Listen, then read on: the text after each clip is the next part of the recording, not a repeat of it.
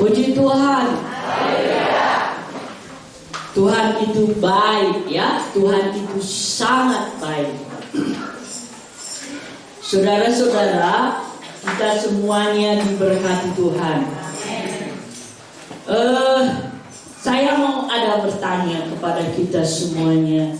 Kira-kira apa yang paling mahal di dunia ini? Kaisung harganya. Apa yang paling mahal? Hah? Nafas, boleh. Lagi. Apa yang paling mahal? Hah? Apa? Kesehatan, boleh. Apa lagi? Belum kena yang saya maksud. Apa yang paling mahal? Hah? Anak. Puji Tuhan. Yang paling mahal, saudara-saudaraku, hidup kekal. Amin. Hidup kekal. Hidup kekal itu selama kita di dunia kita alami, ke sorga pun nanti kita alami. Itulah yang paling mahal. Amin. Hidup kekallah yang paling mahal. Ya, hidup kekallah yang paling mahal. Siapa di antara kita di sini yang memiliki hidup kekal?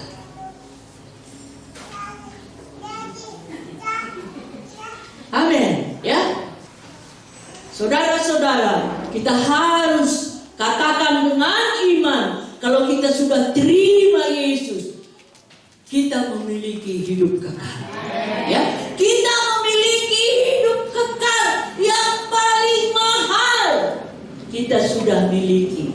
Jadi saudara-saudara, itu pertahankan terus. Kemanapun kita pergi, dalam hidupku ada Yesus. Di dalam hidupku ada hidup kekal.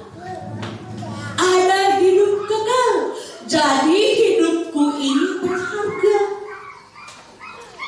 Firman Tuhan katakan, dari seluruh seisi dunia ini, bandu dia trina, isi doni enda, adi jiwa du binasa. Gak ada artinya kata firman Tuhan. Jadi biarpun kita belum memiliki logan ini, asal ada Yesus di hati kita, kita yang paling hebat di hadapan Tuhan. Amin. Kalau tidak ada Yesus dalam hidup kita, kita nggak berharga. Nggak berharga loh. Nggak ada panglima kita, Yesus Kristus. Jadi saudara-saudara, pagi hari ini bersyukurlah kalau kita sudah memiliki Yesus. Itu paling berharga. Jangan saudara pikir, oh udah banyak sertifikat. Udah banyak sertifikatku. Di sana pun ada, di sana pun ada, di sana pun ada, di sana pun ada. Itu di hadapan Tuhan gak ada artinya itu, saudara-saudara. Udah ada banyak kali, apalagi itu surat tamat itu, saudara-saudara, ijazahku udah banyak, udah bisa aku melamar ke sini, udah bisa aku melamar ke sini. Tapi kalau tidak ada Yesus dalam kehidupan kita, kita belum berharga di hadapan Tuhan. Ya. Itu sebabnya hari ini saya mau sampaikan firman Tuhan, saudara-saudara, biar kita dapat membedakan. Ya, saudara-saudara, hidup kekal itulah yang paling berharga. Kalau kita sudah memiliki hidup kekal, hidup kita ini berarti. Berarti kalau kamu berkaca, katakanlah di kaca, hidup ini berarti. Hidup ini berarti. Jangan katakan dengan asal-asal, tapi katakanlah dengan sukacita, hidup ini berarti. Ya, hidup ini berarti. Ada kehidupan yang kekal menjadi bagian kita. Kalau di dunia ini paling lama kali 80 tahun. Itu sudah tua itu, 80 tahun itu paling lama. Tapi kalau kita di dalam kehidupan kekal itu nggak terhitung. Kalau 100 tahun, kalau 1.000.000 tahun itu masih terhitung. Tapi firman Tuhan katakan selama-lamanya. Jadi hari ini saudara-saudaraku, kita akan membaca firman Tuhan di dalam 2 Korintus pasal 4 ayat 18. Coba kita baca 2 Korintus pasal 4 ayat 18. Sama-sama kita berdiri, kita baca ayat ini. Sudah? 2, 3. Sebab kami tidak memperhatikan yang kelihatan, melainkan yang tak kelihatan. Karena yang kelihatan adalah sementara, sedangkan yang tak kelihatan adalah kekal. Silahkan saudara duduk. Ya, yang kelihatan adalah sementara, yang tidak kelihatan kekal. Jadi kalau saudara-saudara yang kelihatan, ya ada emas kita, kelihatan apa enggak? Kelihatan. Ada rumah kita besar, kelihatan apa enggak? Kelihatan.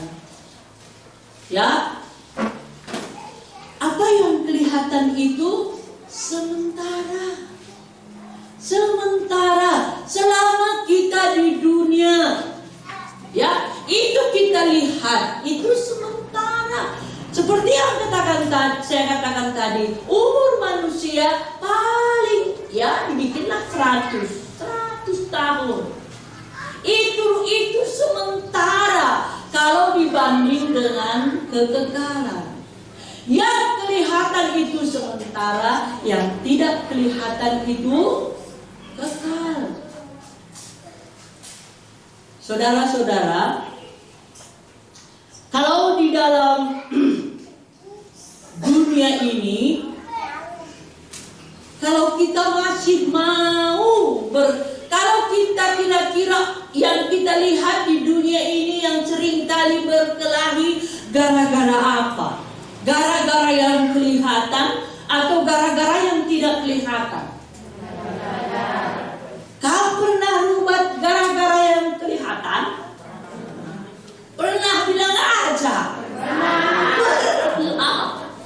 Pernah.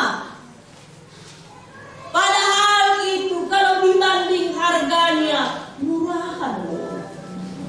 Tapi kita rubah. Iya kan? Waktu kita berkelahi, waktu kita bilang kaunya yang recok, waktu kita bilang sama kawan kita yang sebelah kaunya tidak jujur, kira-kira masih kita ingatnya Tuhan? Hah?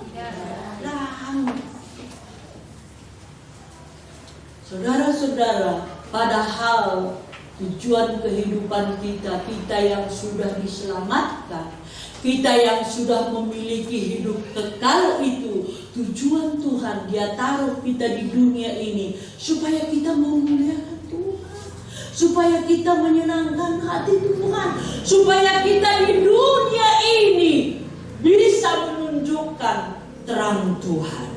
Ya, kalau waktu hari Selasa saya bilang ada satu cerita seekor rusa yang mau melahirkan, ya, seekor induk rusa yang mau melahirkan. Pergi dia ke hutan supaya di saat dia melahirkan mungkin aman, ya. Jadi dia pergi ke hutan yang agak jauh. sampai di satu tempat, dia rasa tempatnya itu sudah aman. Dia lihat sampai dia di situ ada petir, ya, ada petir kuat kali. Athena, ada petir. Sudah itu dia lihat ke kanan, ada harimau yang sangat kelaparan. Sebelah kanannya, sebelah kirinya dia lihat ada pemburu yang sedang mengkeker. Tapi dia, saudara-saudara, karena mau melahirkan, fokusnya hanya mau melahirkan. Lanai dia tena pe harimau, lanai bo dia tena pe pemburu. Nggak peduli lagi dia petir. Yang dia pikirkan, di mana tempatku aman melahirkan. Saudara-saudara, saya ambil dari cerita itu, saudara-saudara. Biarlah fokus kita pun seperti induk rusa ini tadi. Bukan fokus kita melahirkan, bukan. Tapi fokus kita memuliakan Tuhan. Ya, memuliakan Tuhan, menyenangkan hati Tuhan. Adapun singa, adapun pemburu, adapun petir. Kalau dalam cerita itu, saudara-saudara, karena sudah kuat kali petir, akhirnya datang hujan. Ya, matilah karena ada petir itu, terbakar hutan itu. Jadi ketakutan melulu memang dihadapi oleh induk rusa ini. Tapi fokusnya, di mana aku aman melahirkan. Saudara-saudaraku, waktu dia lihat ke kiri, dia lihat ke kanan, dia lihat sekelilingnya terbakar, tapi dia gak pala pusing. Bagaimana aku bisa melahirkan? Tapi saudara-saudara, karena sudah datang petir, datanglah hujan deras. Api yang besar tadi padam. Pemburu tadi pun ditembaknya harimau, dapatnya harimau, kena harimau yang sebelah kanannya tadi. Saudara-saudara, banyak masalah, banyak kesulitan yang dihadapi induk rusa, tapi aman semuanya, ya. Harimau mati, pemburu hasil. Saudara-saudara, kalau kita dengarkan kabar, wih, ngeri gulari, alika berenda tuang kami katakan, wih, udah jauh matahari, kesusahan memang banyak, nggak usah kita takutkan. Tujuan kita memuliakan Tuhan, itu aja. Amin. Tujuan hidup kita memuliakan Tuhan. Kalau ada dalam hati kita memuliakan Tuhan, biar masalah datang, biar kesusahan datang, seperti pemburu tadi, harimau tadi bisa mati kok. Yang Jesi bunuhkan. Ya, itu sebabnya hati kita ini harus berkata, aku harus hidup memuliakan Tuhan. Aku harus hidup memuliakan Tuhan. Kalau ada saudara-saudara kita mungkin mengajak kita untuk kita panas, untuk kita dapat ngadu ke pengadilan. Saudara-saudara, katakanlah, aku mau memuliakan Tuhan. Aku mau menyerah kepada Tuhan. Kalau begitu, saudara-saudara, kita akan rasa aman. Masalah kita pun selesai. Kalau kita masih mau berkelahi, lah milik Yesus pas pusukta. Amin. Ada di sini yang masih bermasalah, sedang bermasalah. Lihat, kita tidak sedang bermasalah. Kalaupun saudara nggak angkat tangan, katakan saja kepada Tuhan, aku mau mengalah Tuhan. Ya, aku mau mengalah Tuhan untuk memuliakan Engkau. Pasti kita diberkati oleh Tuhan. Ya. Jadi belajar kita mengalah. Coba pegang dulu baru teman gue. Mengalah itu.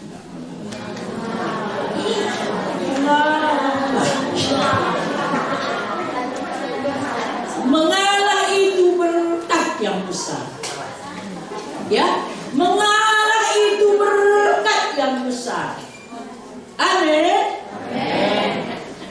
Mengalah itu memuliakan Tuhan. Ya, mengalah itu harta yang tersembunyi. Amin. Harta yang sekali kita miliki di surga. Mengalah. Saudara-saudaraku, kalau dalam 2 Korintus pasal 5 ayat 7, kita baca 2 Korintus pasal 5 ayat 7. Ya, 2, 3. Sebab hidup kami ini adalah hidup karena percaya, bukan karena melihat. Ya, hidup kami ini adalah hidup karena percaya, bukan karena melihat. Kalau kita percaya ada Tuhan yang menolong kita, ada Tuhan yang membela kita. Kalau tiap hari firman Tuhan ini hidup dalam hati kita, aku percaya Tuhan menolong. Kita tadi sudah nyanyikan, aku percaya Tuhan menolong. Ya, percaya. Kalau kita percaya Tuhan menolong, bicara tokoh hikala kita. Si baco,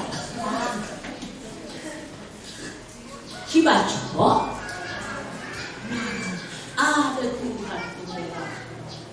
Ya, ada Tuhan pembelaku. Pegang itu saudara-saudara. Sebab hidup kami ini adalah hidup karena percaya, bukan karena melihat. Kalau kita lihat, kita ditokohin orang, itu kan melihat itu kan. Ditokohin orang, benar-benar. Kita ditipu orang. Ya, kita ditipu orang. Benar-benar itu kelihatan. Kelihatan itu ada buktinya. Saudara-saudaraku, mari kita belajar engkau Tuhan pembelaku.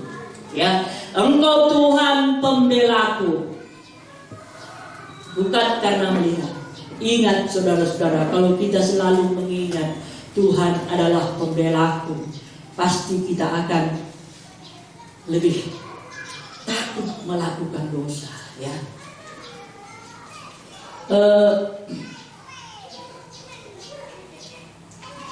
Kalau kita melihat contoh-contoh ya, contoh-contoh di dalam firman Tuhan, dia mau meninggalkan hal-hal yang baik, hal-hal yang mulia di dunia ini, mau menderita untuk Tuhan ya. Kalau kita lihat di dalam Ibrani ya, di dalam Ibrani ini mengenai Musa. Ibrani 11 ayat 24 sampai 27. Ibrani 11 ayat 24 sampai 27. Ini saudara-saudara Musa ya. Dikatakan di sini, ayo kita baca bersama. Karena iman, maka Musa setelah dewasa menolak disebut anak putri Firaun. Saudara-saudara, Musa ini sudah diangkat menjadi anak putri Firaun. Ya, sudah diangkat, sudah disahkan. Dia hidup di istana. Tapi saudara-saudara, dia lihat bangsanya, ya. Dia lihat bangsanya yang begitu menderita. Dia mau, saudara-saudara, ayat firman Tuhan yang kita baca tadi. Ya, karena iman maka Musa Setelah dewasa menolak disebut anak putri Firaun. Lagi terus. Karena ia lebih suka menderita sengsara dengan umat Allah daripada untuk sementara menikmati kesenangan dari dosa. Ya, ia menganggap. Ayo sama-sama lagi baca. Ia menganggap kemenangan karena Kristus sebagai kekayaan yang lebih besar daripada semua harta Mesir, sebab pandangannya dia arahkan kepada Allah. Saudara-saudara, Musa ini sudah senang di istana, ya. Dia sudah senang kali. Dia sudah diangkat sebagai anak putri raja, ya, putri Firaun. Saudara-saudara, dia sudah senang, tapi dia pilih menderita, ya, menderita dengan umat Allah. Dia mau menderita, ya, dia tinggalkan itu, dia menderita, saudara-saudara, dia menderita, dan akhirnya dia mau menderita sebab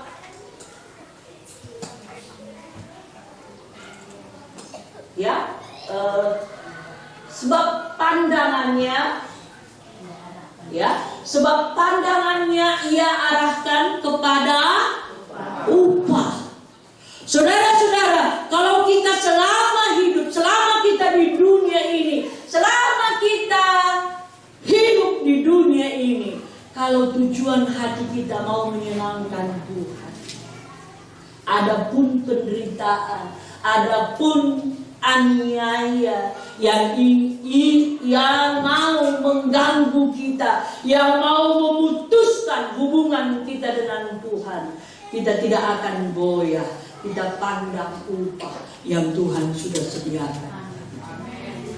Kalau pandangan kita kepada upah, pandangan kita kepada hidup kekal, penderitaan apapun, saudara-saudara, kita tidak akan goyah.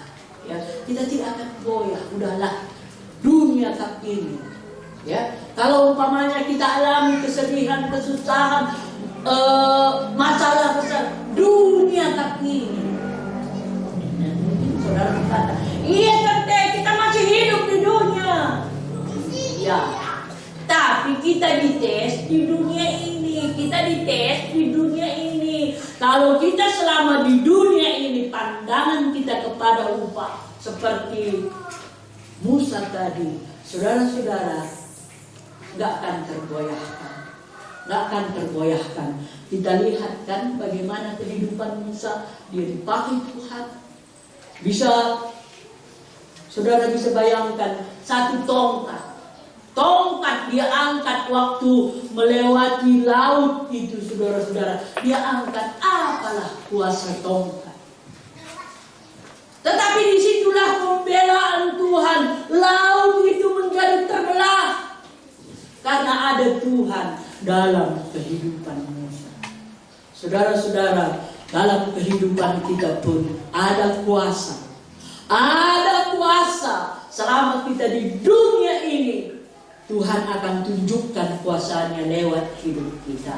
Kalau kita selalu mengutamakan Tuhan. Kalau pandangan kita hanya tertuju kepada upah yang Tuhan sudah siapkan bagi kita. Nggak peduli kita masalah, saudara-saudara. Nggak peduli kita dikepoi kalah. Nggak peduli kita diasak-asak kalah. Nggak peduli. Coba nanti kalau sudah mulai hal-hal yang membuat kita kecewa terjadi di hadapan kita, katakan saja kepada masalah itu, lebih besar hidup kekal dari engkau. Pasti kita datang lagi, penyakit menyerang kita, saudara-saudara, membuat kita lemah, membuat kita sedih. Lebih besar, lebih hebat hidup kekal dari engkau. Kalau kita katakan itu, saudara, kita perkatakan itu, kita pasti kuat. Saudara-saudara, hidup di dunia inilah kita dites, ya, dites. Kita bisa masuk, kita akan, kata bahasa Karo. Apa itu kalau bahasa Indonesianya? Menentukan kita bisa masuk ke hidup yang kekal itu adalah masa kita dites sekarang, ya. Masa kita dites sekarang. Kalau sedikit-sedikitnya korupsi apa-apa tante, nggak boleh lagi. Nggak boleh lagi korupsi, nggak boleh. Amin. Amin. Kalau lajang tanggo melang nih, nggak usah itu. Itu nggak milik kita lagi, itu nggak bagian kita lagi. Bohong-bohong sedikit lah. Bohong sedikit pun tidak bisa. Kalau masih mau lagi bohong-bohong sedikit, lambat majunya, lambat majunya. Lalap kalilah maju. Jadi putuskanlah dalam hati. Putus kita dosa. Amin. Putus kita dosa. Bagaimana kalau perempuan dengan laki-laki sedang pacaran, putus, tapi bisa kamu sambung. Kami pun dulu sama Om ini udah pernah putus, tapi sambung lah. Akhirnya terus, ya, putus dengan dosa ini, putuslah seterusnya. Amin. Tahu kalian, kita yang anak-anak Tuhan ini, kita sangat berharga, kita mulia. Ada harta terpendam dalam hidup kita. Ada mutiara yang sungguh mulia dalam kehidupan kita. Hidup kekal sudah ada dalam. Jadi hidup kita ini sebenarnya sangat istimewa. Ada kan kalian lihat gitu sering dulu, kalau sekarang udah jarang memang. Ada orang luar negeri gitu, entah pun anak presiden lah umpamanya, dia kan dikawal itu kan, dikawal kemana-mana, diperhatikan. Ada yang memperhatikan dia loh, karena dia anak presiden. Kita anak raja di atas segala raja. Ada yang memperhatikan kita loh. Amin. Ada malaikat yang menjaga kita. Ada juga iblis yang mengintip kita. Intip-intipnya kita. Intip-intipnya. Dari mana bisa dia kujatuhkan? Dari mana bisa dia kujatuhkan? Biar gagal hidup kekalnya itu. Itu iblis. Ada malaikat yang menjaga kita. Ada Roh Kudus yang menjaga kita. Kalau sudah ada Roh Kudus, sering gak saudara alami saat kita mau melakukan dosa, jangan katanya. Ada enggak? Ada enggak? Itulah penjaga kita itu. Tapi seringkali jangan katanya. Gak apa-apa. Tuhan penuh pengasih. Nah, ya, kalau begitu nggak cepat naik, ya, nggak cepat kita dekat dengan Tuhan itu. Jadi lebih baiklah putus, bilang gitu. Amin. Kalau ada yang ngajari, kalau ada yang goda, lakukan ini, putus, bilang. Jadi nggak jadi. Godaan lagi nanti dari yang lain. Godaannya lagi dari yang lain. Aku sudah menjadi milik Tuhan. Saudara-saudara, mari hari ini kita pandangan kita kepada hidup yang kekal, bukan yang kelihatan di dunia ini. Kalau keperluan kita sehari-hari, kalau kebutuhan kita sehari-hari, itu tanggung jawab Tuhan. Itu tanggung jawab Tuhan. Itu rencana Tuhan, kita diberkati kok.